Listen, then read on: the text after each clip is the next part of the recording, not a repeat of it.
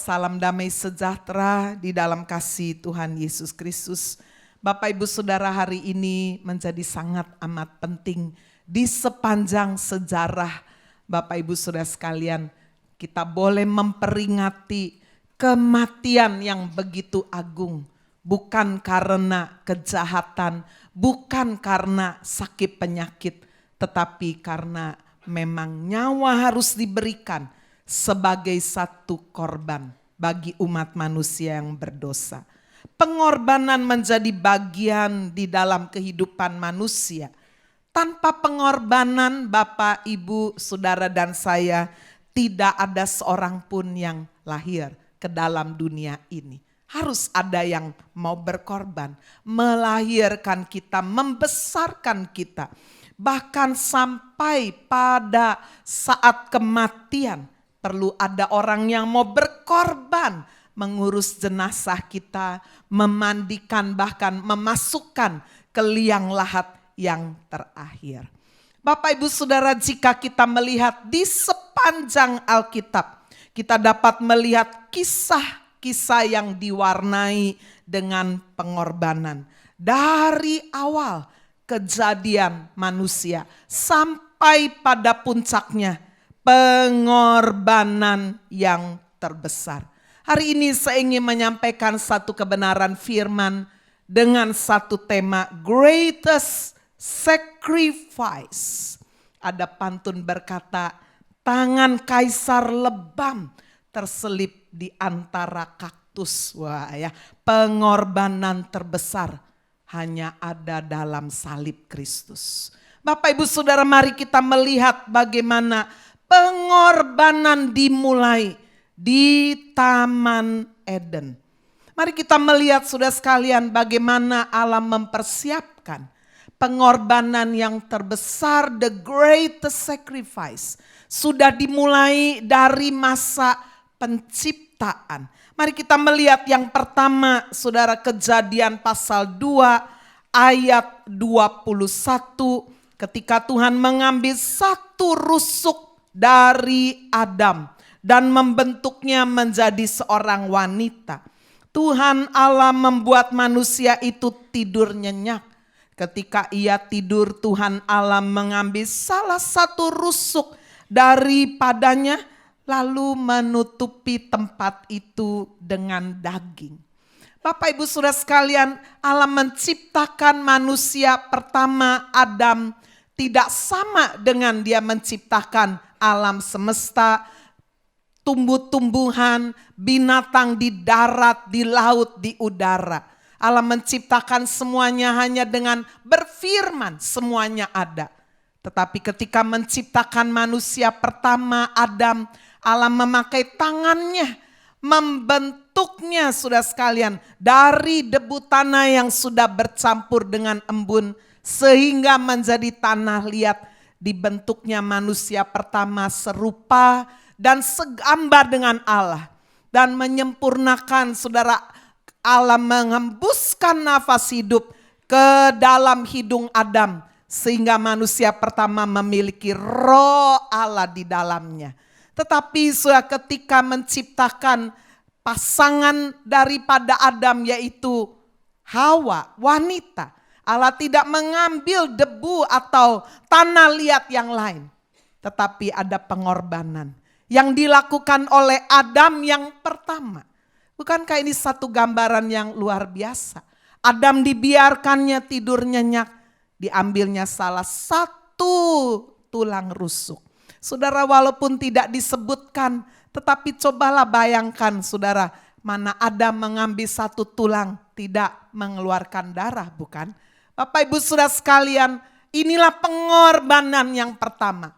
Adam yang pertama merelakan tulang rusuknya diambil untuk boleh membangun seorang wanita.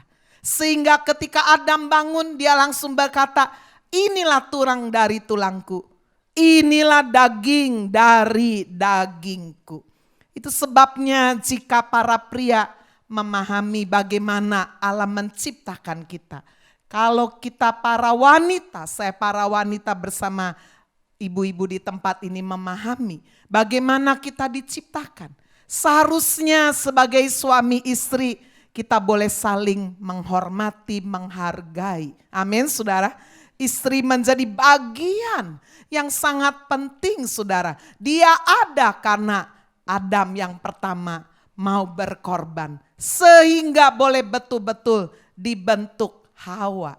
Berapa banyak pria-pria suami-suami masih mau berkorban bagi istrinya. Tidaklah keliru kalau firman Tuhan berkata, hai suami, kasihilah istrimu seperti Kristus mengasihi jemaat, bahkan rela memberikan nyawanya, hidupnya, rela berkorban. Karena dari sejak awal, saudara sekalian, seorang pria diciptakan memang harus siap berkorban. Amin. Saudara sekalian, demikian seorang wanita menjadi bagian yang tidak terpisahkan. Dari sejak awal Tuhan menciptakan wanita menjadi penolong untuk sungguh-sungguh memperlengkapi apa yang kurang di dalam diri seorang pria. Saudara, pengorbanan yang kedua di Taman Eden. Kita melihat bagaimana ketika manusia jatuh di dalam dosa. Saudara-saudara sekalian, manusia pertama Adam dan Hawa menyadari, waduh kita kok telanjang ya. Saudara-saudara sekalian, dosalah yang membuat mereka betul-betul sudah bisa merasa malu, bisa merasa takut dan sebagainya. Kita melihat pengorbanan yang kedua dilakukan oleh Tuhan di dalam Kejadian 3 ayat 21. Dan Tuhan Allah membuat pakaian dari kulit binatang untuk manusia dan untuk istrinya itu, lalu mengenakannya kepada mereka. Tuhan membuatkan pakaian dari kulit binatang. Binatangnya sudah harus dibunuh dulu kan? Ya, ada darah yang dicurahkan, darah binatang. Baru bisa diambil kulitnya, menutupi ketelanjangan manusia. Bapak Ibu Saudara sekalian, apa yang terjadi di Taman Eden ini adalah satu gambaran, satu persiapan yang Tuhan sudah lakukan di dalam kehidupan manusia. Sekarang mari kita melihat setelah itu pengorbanan demi pengorbanan dilakukan oleh manusia pertama. Bapak Ibu Saudara, kita melihat yang dilakukan oleh Habel. Habel membawa korban persembahan anak sulung bagi Allah.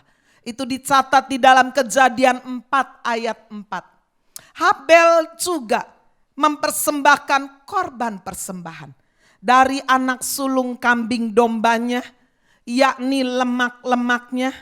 Maka Tuhan mengindahkan Habel dan korban persembahannya itu. Korban persembahan Habel, anak domba yang sulung. Saudara-saudara sekalian, saya membaca sedikit kisah bagaimana kalau domba itu dilahirkan, ada berapa bulan kurang lebih di dalam perut daripada induk domba, kurang lebih 5 sampai 6 bulan ya. Lalu saudara, anak yang dilahirkan bisa 1, bisa 2, bisa 3. Tetapi saudara, menurut para peternak kambing domba, biasanya jika kambing domba itu belum pernah melahirkan, sudah maka anak yang pertama hanya 1 biasanya.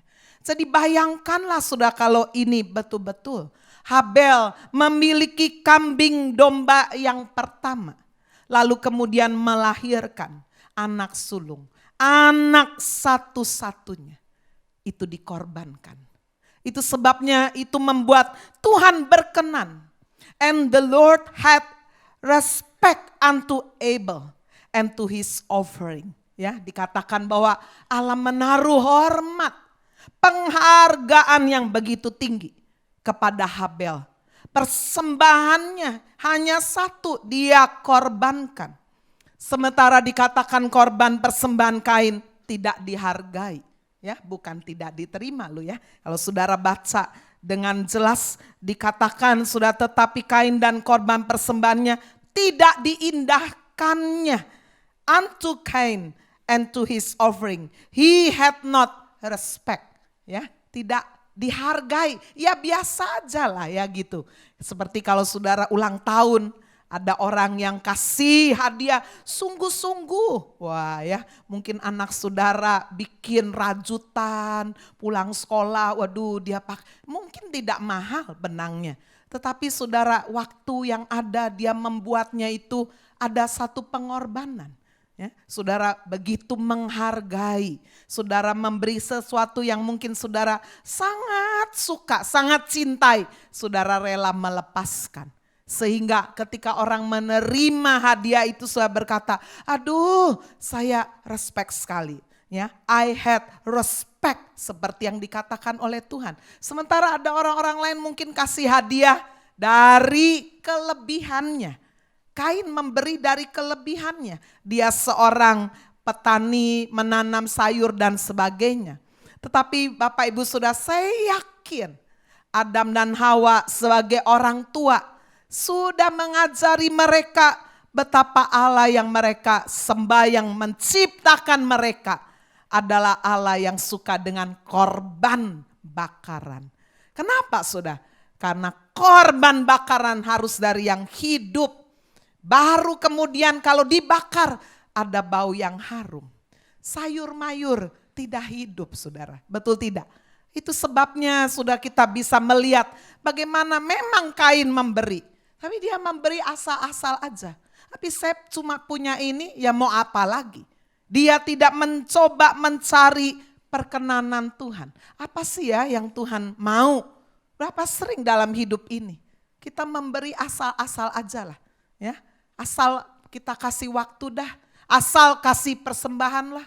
Asal lah saya kasih tenaga. Asal-asal. Saudara-saudara sekalian, berbeda sekali ketika kita memberi dengan sungguh-sungguh yang terbaik. Korban persembahan yang terbakar. Dan kita melihat bagaimana saudara sekalian ketika Kain tidak dihargai persembahannya. Seharusnya dia mengoreksi diri, introspeksi, belajar saudara. Untuk bisa memberi yang terbaik. Tapi sebagai gantinya saudara dikatakan hatinya menjadi panas. Mukanya menjadi muram. Bapak Ibu Saudara, ketika kita melihat dosa Kain, roh Kain menguasai kehidupan manusia. Saudara, roh iri hati, dengki, bukannya mengoreksi diri. Mengapa orang lain lebih sukses, mengapa orang lain lebih berkenan dan sebagainya. Saudara-saudara sekalian, tetapi seperti Kain, hatinya panas, jengkel, dan itu tersalur, mukanya pun gak ada sukacita. Mukanya muram. Sehingga saudara sekalian Tuhan menegur Kain. Firman Tuhan kepada Kain ayat 6 Kejadian 4. Mengapa hatimu panas dan mukamu muram? Apakah mukamu tidak akan berseri jika engkau berbuat baik? Saudara, jika ada sesuatu di dalam diri kita, manusia kedagingan, roh Kain ada di dalam diri kita. Tuhan memberikan satu nasihat yang sama.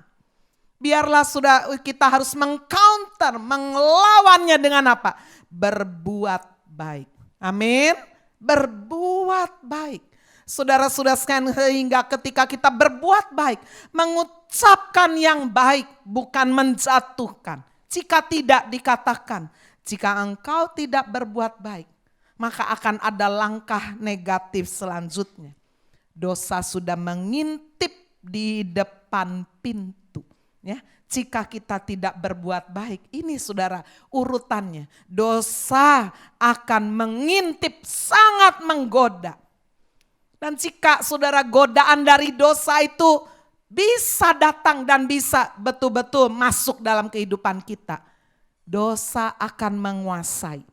Dan jika dosa menguasai, maka dikatakan dosa itu sanggup melakukan perbuatan yang mematikan, membunuh. Itulah yang dilakukan oleh manusia yang pertama. Bapak Ibu Saudara sekalian, biarlah kita boleh mengingat apa yang terjadi di dalam diri manusia pertama ini. Habel dan Kain. Habel tahu apa yang disukai oleh Tuhan, yang disembah, yang menciptakan orang tuanya, korban bakaran. Dan dia rela saudara untuk mempersembahkan anak sulung daripada kambing domba menjadi korban bakaran yang harum. Allah menciumnya. Sekarang mari kita melihat saudara sekalian contoh yang kedua, yaitu seorang yang bernama Nuh.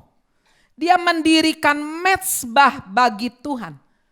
Setelah Allah menghancurkan alam semesta beserta dengan segala isinya. Hanya 8 orang yang selamat. Saudara, dalam bahasa Chinese bagus sekali ya. Itu bahtera, cuan. Ya, di bagian sebelah kiri sudah itu gambar seperti kapal. Di sebelah kanannya itu ada kata 8, ada mulutnya juga. Ya, tidak kebetulan yang diselamatkan di dalam bahtera Nuh ada 8 orang. Nabi Nuh dan istrinya, 3 anak lakinya, 3 anak mantunya. Tuhan sudah menaruh saudara bahkan dari sejak awal di dalam bahasa manusia. Tidak kebetulan bahasa orang Chinese ini pakai huruf kanji ya. Yang semua itu sangat penuh dengan arti-arti yang dalam sekali. Kita juga bisa melihat arti salib sudah di dalam bahasa Chinese. Ketika firman Tuhan Yesus berkata, marilah semua yang letih lesu dan berbeban berat, datanglah kepadaku. Kamu akan mendapat kelegaan. Bahasa Chinese-nya marilah itu apa? Lai, wah ya. Lai dimulai dengan salib yang besar. Marilah datang kepadaku, salib yang besar. Hai orang-orang, ada zennya di dalamnya ya. Yang ngerti, nggak ngerti ya belajarlah sedikit ya. Marilah datang kepadaku salib yang besar. Hai orang-orang, ada zennya. Kepada siapa? Kepada zen yang besar. Yaitu kepada Kristus. Amin. Luar biasa. Saudara, ini bisa dipakai untuk menginjili. Orang-orang Chinese totok apalagi ya. Wah, yang hafal sekali tulisan-tulisan kanji ini. Luar biasa, indah sekali. Tulisan mama coba ya. Wah ya, di bagian sininya ini perempuan. Di bagian sininya kuda. Wah, memang perempuan itu kayak kuda betina saudara ya. Semuanya harus bisa kuat, luar biasa. Ya, itu cuma contoh aja. Jadi kita bisa melihat sudah bagaimana Nuh mendirikan mezbah bagi Tuhan setelah air bah. Coba kita melihat Kejadian 8 ayat 20 sampai ayat 21. Lalu Nuh mendirikan mezbah bagi Tuhan dari segala binatang yang tidak haram, dari segala burung yang tidak haram, diambilnya beberapa ekor. Lalu ia mempersembahkan korban bakaran di atas mezbah itu. Ketika Tuhan mencium persembahan yang harum itu, berfirmanlah Tuhan dalam hatinya, aku tidak akan mengutuk bumi ini lagi karena manusia. Sekalipun yang ditimbulkan hatinya adalah jahat dari sejak kecilnya.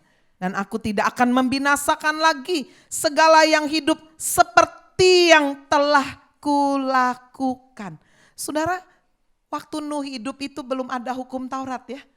Hukum Taurat itulah yang mengatur mana makanan yang boleh dimakan, binatang mana yang dimakan, binatang mana yang haram jangan ya. Karena kalau diteliti sudah binatang yang enak-enak itu yang kita makan hari ini B2 lah ya. Seafood itu dilarang sudah kalau di dalam perjanjian lama. Dan ternyata kalau kita taati itu betul-betul menyehatkan. Tetapi sudah yang saya ingin Bapak Ibu pahami, Nuh hidup belum ada hukum Taurat. Betul ya? Tetapi kok dia bisa tahu sudah mana binatang yang haram, mana binatang yang tidak haram. Saya percaya sebelum ada hukum tertulis, Tuhan sudah menaruh hukum itu di dalam diri manusia. Sama seperti saudara Habel, mengapa dia bawa korban persembahan binatang. Ada kehidupan yang dikorbankan menjadi satu bau-bauan yang harum. Enggak ada tulisannya, tetapi Tuhan taruh itu di dalam hati manusia. Bapak Ibu Saudara-saudara sekalian, Nuh dikatakan setelah air bah lalu surut. Dia membawa persembahan dari segala binatang yang tidak haram. Ya, segala burung yang dikatakan sudah diambilnya beberapa ekor yang tidak haram. Persembahkan korban bakaran. Saudara belajar lihat luar biasa. Bapak Ibu Saudara sekalian, kita melihat bagaimana dikatakan perkenanan Tuhan.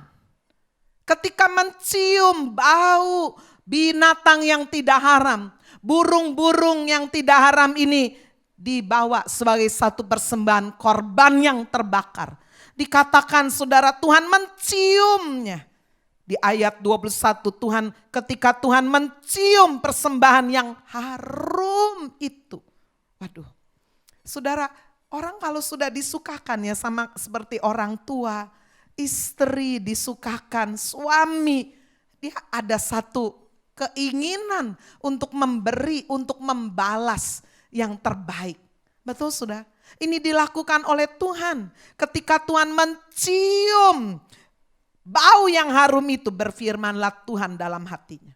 Aku tidak akan lagi mengutuk bumi ini. Perkenanan Tuhan menghasilkan satu, janji berkat. Saudara, bagian kita itu memperkenankan Tuhan. Coba anaknya boleh taruh di nursery aja. Terima kasih ya. Tatetot nanti. Terima kasih ya. Jadi perkenanan Tuhan itu menghasilkan janji berkat. Tuhan katakan apa? Aku tidak akan lagi mengutuk bumi ini. Gara-gara cuma cium pengorbanan, korban bakaran yang harum. Lalu bukan hanya janji berkat, janji kehidupan. Ya, bukan saja tidak akan mengutuk bumi ini, sekalipun yang ditimbulkan hatinya adalah jahat dari sejak kecilnya. Dan yang kedua dikatakan, aku tidak akan lagi membinasakan segala yang hidup seperti yang telah kulakukan. Tidak akan ada lagi air bah yang memunahkan bumi. Kejadian 9 ayat 11. Maka ku adakan perjanjianku dengan kamu. Bahwa sejak ini tidak ada lagi yang hidup yang akan dilenyapkan oleh air bah. Tidak akan ada lagi air bah untuk memusnahkan bumi. Dan untuk betul-betul saudara menekankan janji itu. Allah tidak akan bohong, tidak akan lupa. Dia menaruh busur yang besar sekali di bumi. Untuk Allah sendiri mengingat akan perjanjian itu. Untuk manusia juga setiap kali melihat busur yang besar yang namanya pelangi itu. Ya, Kejadian 9 ayat 15. Kita tahu bahwa Allah tidak pernah akan lagi menghancurkan bumi dengan air bah. Saudara, kita melihat contoh korban yang diberikan oleh Nuh. Korban bakaran. Binatang-binatang yang tidak haram. Bagaimana kita saat ini? Apakah kita mempersembahkan korban yang kudus? Roma 12 ayat 1 berkata, demi kemurahan Allah, aku menasihatkan kamu. Persembahkanlah anggota tubuhmu sebagai persembahan yang hidup. Amin. Ingat saudara. Jangan kasih persembahan yang udah mati. Jangan tunggu udah mati baru, waduh, hidup, masih segar. Jangan setengah hidup juga, setengah mati juga, jangan. Persembahkanlah persembahan yang hidup, amin, yang kudus. Jangan yang haram, saudara. Itu sebabnya Tuhan tidak berkenan. Kalau kita melayani tidak di dalam kehidupan yang kudus. Saudara-saudara sekalian, ini gambaran yang indah sekali. Persembahan yang hidup, yang kudus, itulah yang berkenan kepada Allah. Itulah ibadah yang sejati. Amin, saudara. Sehingga ketika kita membawa persembahan dengan karakter persembahan Nuh, saudara, kita akan mendapatkan hasil juga yang dialami oleh Nuh. Janji untuk kita menerima berkat, bukan kutuk. Janji untuk kita menerima kehidupan selamanya. Sekarang mari kita melihat contoh yang ketiga. Ini gongnya saudara ya. Yaitu persembahan yang diberikan oleh Abraham. Abraham bukan lagi mempersembahkan kambing domba, burung, bukan. Tapi dia mempersembahkan Ishak. Anaknya yang tunggal sebagai korban bakaran. Kejadian 22 ayat 2. Firman Tuhan, ambillah anakmu yang tunggal itu, yang engkau kasihi, yakni Ishak. Pergilah ke tanah Moria. Persembahkanlah dia di sana sebagai apa? Korban bakaran. Pada salah satu gunung yang akan kukatakan kepadamu. Aduh, luar biasa. Abraham menanti kelahiran Ishak anak perjanjian 24 tahun. Satu penantian yang tidak singkat, panjang, lama. Di tengah penantian itu Abraham pun bersama istrinya melakukan kesalahan pelanggaran. Lahirlah siapa saudara? Ismail. Tetapi sudah sekalipun demikian Allah tidak mengingkari janjinya. Ishak tetap dilahirkan sebagai anak perjanjian. Bahkan ketika Sarai dikatakan saudara sudah menopause, ya, sudah sangat tua. Bapak Ibu saudara sekalian, dan kita melihat bagaimana Abraham meresponi perintah Allah ini dengan taat. Kejadian 22 ayat 3, keesokan harinya pagi-pagi bangunlah Abraham, dia memasang pelana keledainya, memanggil 2 orang bujangnya beserta Ishak anaknya. Ia membelah juga kayu untuk korban bakaran. Berangkatlah ia pergi ke tempat yang dikatakan Allah kepadanya. Wow. Saudara-saudara sekalian, korban yang berkenan di hati Tuhan adalah korban yang harus diresponi dengan ketaatan. Hanya ada satu kata yang kita bisa berikan kepada Tuhan. Yes, Lord. Amin. Ya, juga bukan wait, apalagi no. Seorang yang sangat pandai, berhikmat, satu kali sudah dipanggil oleh raja untuk berdiskusi. Raja senang sekali. Sampai gak kerasa udah sore. Lalu sudah sekian orang pandai ini pamit mau pulang. Raja berkata, saya senang sekali bicara sama kamu. Besok datang ya, saya tunggu ya. Orang ini gak jawab ya, gak jawab tidak. Aduh, raja kecewa. Raja pikir, wah udah. Besok sudah pagi, jam yang sama seperti dia datang 1 hari sebelumnya. Orang pandai berhikmat ini datang. Raja kaget, loh kemarin kamu gak jawab, iya tidak, wait, tunggu nanti. Orang itu berkata, permintaan raja hanya ada satu respon. Ya. Jadi raja gak perlu tanya, bisa gak? Gak perlu. Permintaan raja hanya bisa diresponi dengan apa saudara? Yes. Coba selidiki, introspeksi. Berapa sering kita berkata, enggak Tuhan, enggak mau Tuhan. Berapa sering kita, nanti. Kok berani sudah tawar menawar dengan raja di atas segala raja, Allah pencipta. Sudah kalau memahami ini, kita tidak berani saudara. Menolak panggilan Tuhan, anugerah Tuhan yang luar biasa. Abraham langsung bereaksi.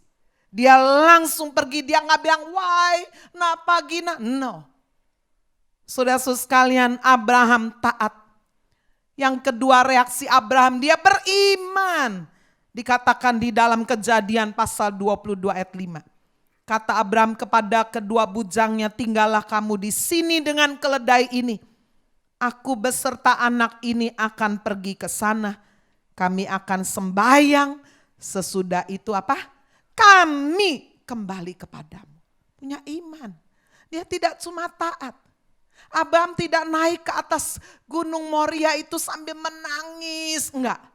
Dengan iman. Dia bilang sama pegawainya, kamu tunggu di sini. Kami akan naik, kami juga akan turun. Wow. Kenapa sudah Abraham bisa punya iman? Jawabannya ada di Ibrani 11 ayat 19. Karena ia berpikir bahwa Allah berkuasa membangkitkan orang-orang sekalipun dari antara orang mati. Dan dari sana ia seakan-akan telah menerimanya kembali. Amin. Saudara, perintah Tuhan responi dengan obedience. Yes. Dengan iman. Amin.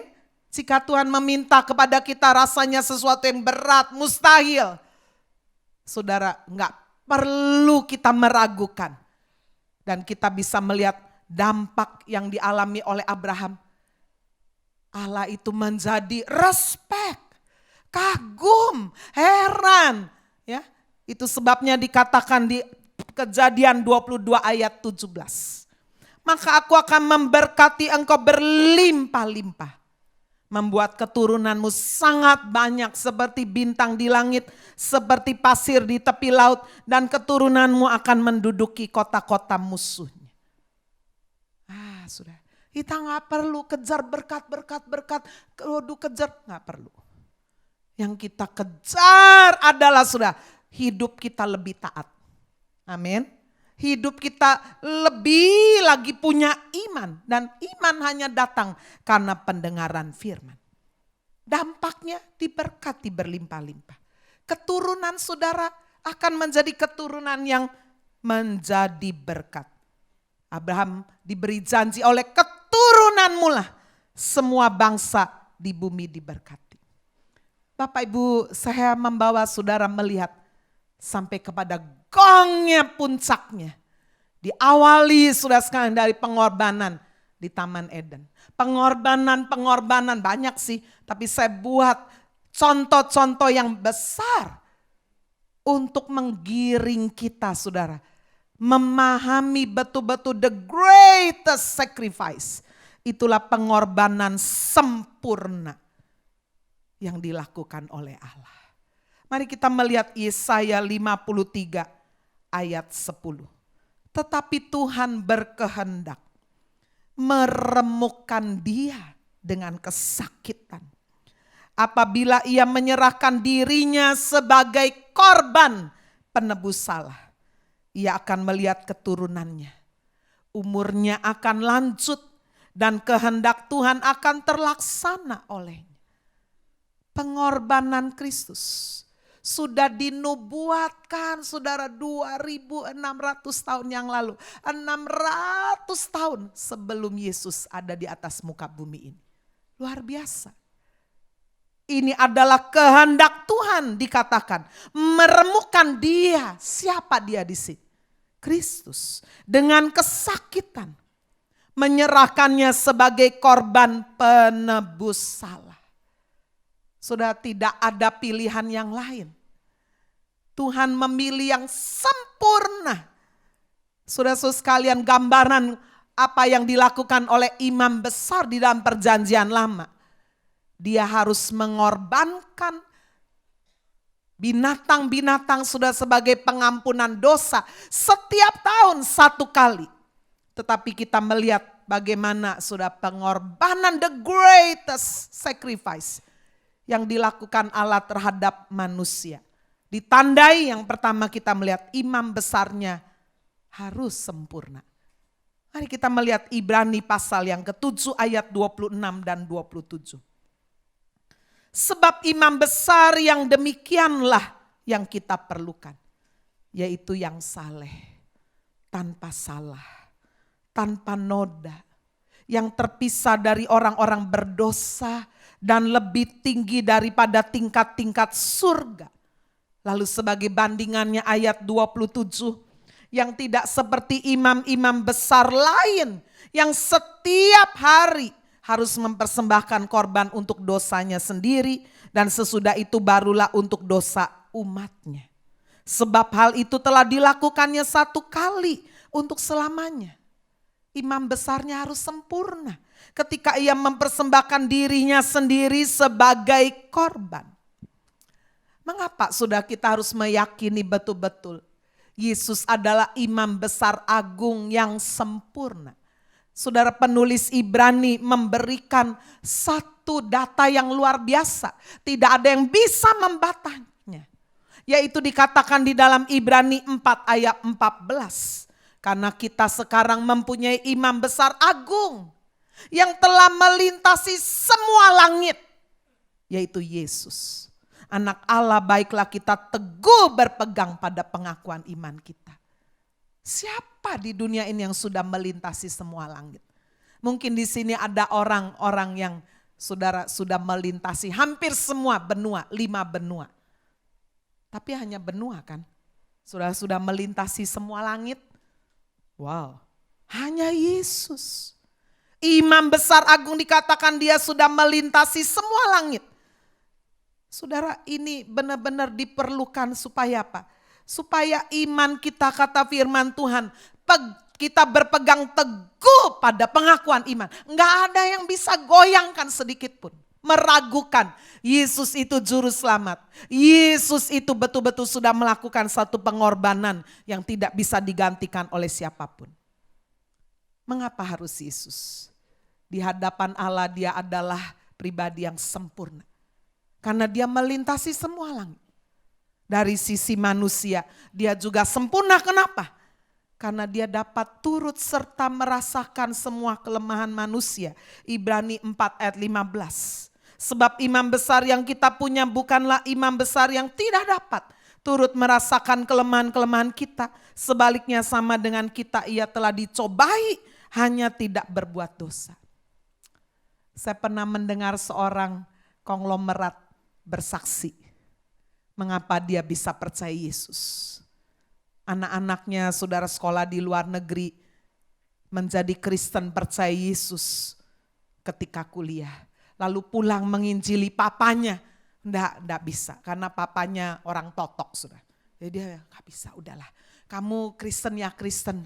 Ya, karena sekolah di Amerika percaya Tuhan Yesus Tuhannya orang barat. Papa gak bisa, udahlah kita jalan sendiri-sendiri. Nanti ketemu sama. Gitu ya. Gak bisa Pak, gak bisa. Harus percaya Yesus, hanya Yesus juru selamat. Gak bisa masuk akal Papa. Gimana kita lu diselamatkan oleh Yesus yang manusia. Ya, gak bisa. Dan anaknya terus mendoakan. Satu kali saudara ketika konglomerat ini sedang ada di sebuah kota kecil. Dia tinggal di sebuah hotel yang terbaik lah di kota kecil itu. Ya, bukan hotel bintang 5. Dan saudara waktu dia mau mandi, waduh, ya dia lihat ada kecoa. Takut sekali. Wah, laki tapi takut sudah kecoa. Ya, dia lari. Sudah waktu masuk lagi dia coba siram. Waduh, keluar lebih banyak. Dia bilang, kecoa sana. Ya. Waktu ketika ngomong begitu dia sadar. Loh, gimana kecoa bisa ngerti bahasanya ya? Sana. Ya. Waduh, malah semburat sudah, malah tambah kemana-mana. Sudah disitulah Roh Kudus pakai tuh peristiwa itu. Bagaimana saudara dia bisa mengusir kecoa itu? Hanya satu cara. Bagaimana caranya? Kalau dia jadi kecoa, dia ngomong, kecoa minggir lo, minggir. Ini ada lautan ini mau mandi nih ya, gitu kan. Tapi kalau dia enggak jadi kecoa walaupun dia laupan, konglomerat, kecoa pusing banget. Kenapa sudah? Dia enggak ngerti bahasanya. Disitulah saudara Roh Tuhan berbicara kepada dia. Dan disitulah dia mulai memahami apa yang disaksikan oleh anak-anaknya. Pak, Yesus harus jadi manusia supaya dia bisa memahami penderitaannya manusia. Ya. Disitulah dia memahami. Sama seperti dia ingin kusir kecoa nggak bisa. Walaupun dia seorang yang kaya raya, biasa tukang suruh-suruh. Suruh kecoa nggak bisa kan. Kecuali dia harus jadi kecoa itu sendiri. Disitulah dia menyadari dan pulang saudara dia bicara sama anaknya. Bagaimana Tuhan memberi satu pemahaman. Dia bisa menerima mengapa Yesus Kristus harus jadi manusia. Supaya dapat turut serta merasakan penderitaan manusia. Yesus bisa rasa lapar, rasa sedih. Dia pernah dihianati, dia tahu apa artinya dihianati. Dia tahu apa artinya sakit. Dia tahu apa artinya orang sakit stroke. Ya, di sini ada yang sakit stroke, aduh gak ada yang ngerti. Yesus ngerti. Di atas salib 6 jam dia tergantung. Tangan gak bisa bergerak, kaki gak bisa bergerak. Cuma leher aja goyang-goyang. Sakitnya luar biasa. Kalau kita membaca saudara bagaimana penelitian. Ya, Yesus dikatakan saudara mengalami satu penderitaan yang luar biasa. Karena dia bukan warga negara Roma. Dia orang Yahudi yang pada waktu itu sudah bangsa Yahudi ada di bawah penjajahan pemerintah Roma. Yesus lahir sebagai orang yang sederhana, miskin. Lahirnya aja di kota yang sangat kecil, Bethlehem. Dibesarkan di kota Nazaret, kampung. Dia tidak punya warga negara Roma.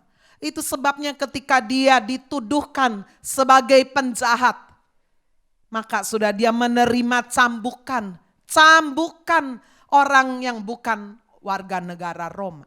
Dikatakan Yesus menerima cambukan 242 kali. Sedikitnya minimal 121 di punggung bagian kiri. 121 di bagian kanan. Coba sih saudara tutup mata dan membayangkan. Rasa sakit seperti apa dialami oleh Yesus. Saudara di dalam perjalanannya dari Taman Getsemani. Saudara sekalian dia dibawa ke rumah Imam Kayafas. Semalaman dia digantung di situ di rumah Imam Kayafas. Kalau saudara pergi ke Israel akan dibawa ke rumah Imam Kayafas. Penelitian arkeologi mengesahkan bahwa di situ memang pernah ada orang yang digantung semalaman. Yesus, perutnya lapar, hatinya sedih. Murid-muridnya meninggalkan dia. Dia ditampar, dipukul, pagi-pagi sekali. Dia dibawa saudara sekalian ke pengadilan orang Romawi. Bapak Ibu saudara sekalian. Dan tepat jam 9 pagi. Yesus sudah ada di Bukit Golgota. Jadi pagi sekali saudara. Dia diarak dan dikatakan Yesus tersandung terjatuh 3 kali. Dalam perjalanan ke Bukit Golgota.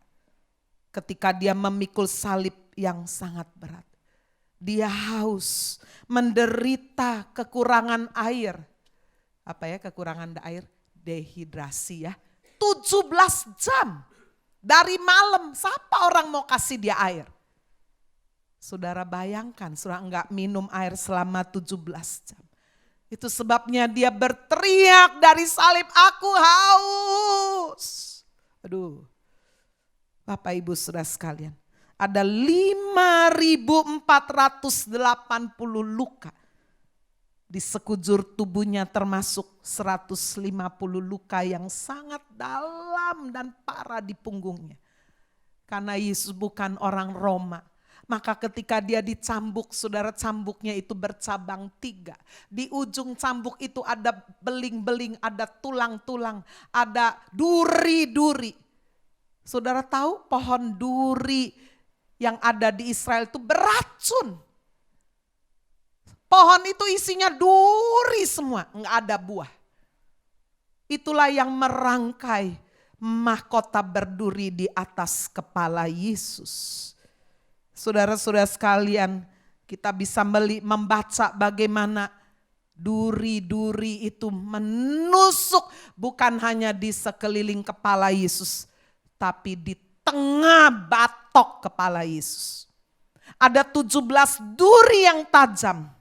Sepanjang 3 sampai 3,5 senti. Menancap di kepalanya, di sekeliling dan di tengahnya. Itu adalah duri yang beracun. Yang meninggalkan rasa sakit yang tidak terkira. Selama 6 jam dia tergantung di atas kayu salib. Darahnya 6,5 liter tercurah habis. Dia merasakan semua penderitaan manusia. Hanya ada satu penderitaan yang saudara dan saya tidak pernah akan rasakan. Yaitu ditinggalkan oleh Bapa.